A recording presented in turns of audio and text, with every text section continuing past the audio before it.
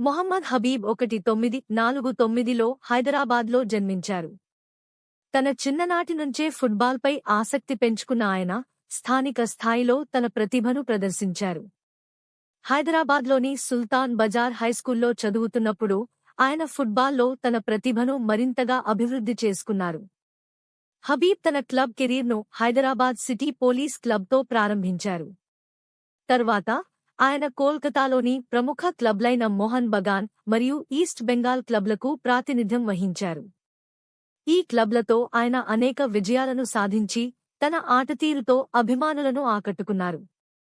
జాతీయ జట్టులో ప్రాతినిధ్యం 1966లో హబీబ్ భారత జాతీయ ఫుట్బాల్ జట్టులో చోటు పొందారు.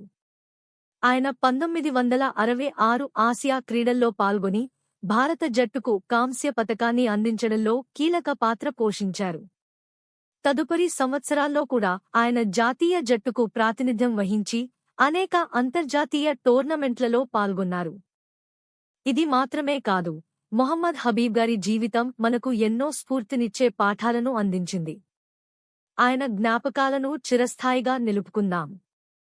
ఇలాంటివి మరిన్ని వీడియోల కోసం లాస్ట్ గ్రేట్ వన్స్ ఛానల్ని సబ్స్క్రైబ్ చేయండి, లైక్ చేయండి మరియు షేర్ చేయండి. తర్వాతి వీడియోలో మరొక మహానీయుడి గురించి మాట్లాడుకుందాం. మీరెప్పుడూ గుర్తుంచుకోండి, గొప్పవారు కేవలం చరిత్రలో కాదు, మన హృదయాల్లో జీవిస్తారు.